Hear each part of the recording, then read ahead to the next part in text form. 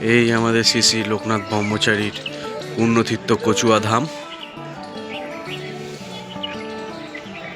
এটাকেও জন্মস্থান বলা হয়, আসলে জানি না কোনটা অরিজিনালি জন্মস্থান, চাকলা না কচুয়া, তা সবার মধ্যে একটা দ্বিধাবোধ।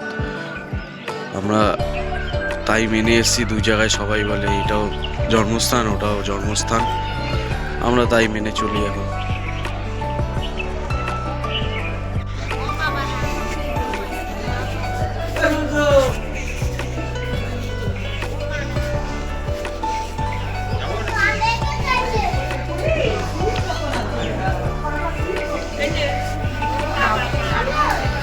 ওই যে সেই বাবার মাথায় জল ঢালার মন্দির দেখতে পাচ্ছ, এখানেই সবাই হেঁটে হেঁটে আসে, এসে একে এত কষ্ট করে এসে এখানেই বাবার মাথায় সবাই লাইন দিয়ে দাঁড়িয়ে জল ঢালে।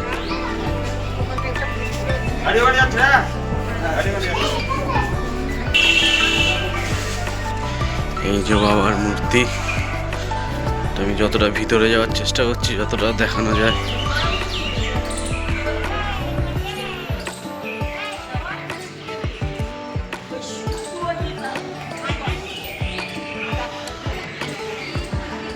এখানেই সবাই আসে, এখানেই বাবার মাথায় সবাই জল ঢালে।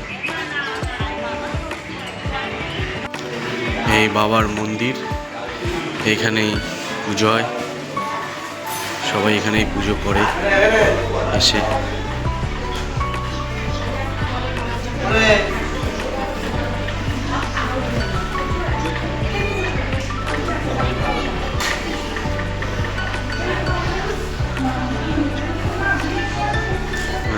বাইরে এইসব দোকান দিয়ে তোমরা বাবার চরণে দেওয়ার প্রসাদ ও ফুল মালা সব পেয়ে যাবে, এখানে লাইন দিয়ে দোকান আছে। তোমরা দেখতে পাচ্ছ এখান থেকে কুকুর কেটে নেবে 80 টাকা, 50 টাকা, 80 টাকা পার্সেল, 80 টাকা খিচুড়ি ভোগ 50 টাকা, অন্য পোলাও 80 টাকা। মন্দির তার ঠিক একদম উল্টো সাইড চলে যাবে, ওই দেখা যাচ্ছে দূরে গাড়ি পার্কিং করার জায়গা, ওখানে সবাই গাড়ি পার্কিং করে। আর এখানে দেখতে পাচ্ছ নানা রকমের প্রসাদের কুপন আছে।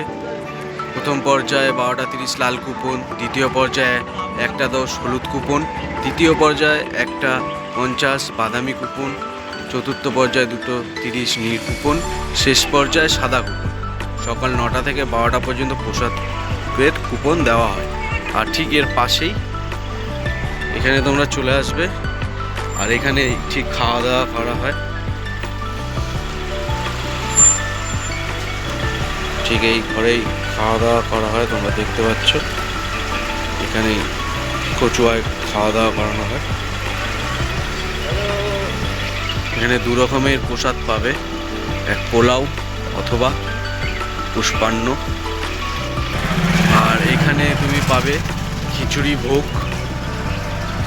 এই সাইড থেকে এসে এখানে খিচুড়ি ভোগ খাওয়ানো হয়, ঠিক মাঠের অপোজিট সাইডে।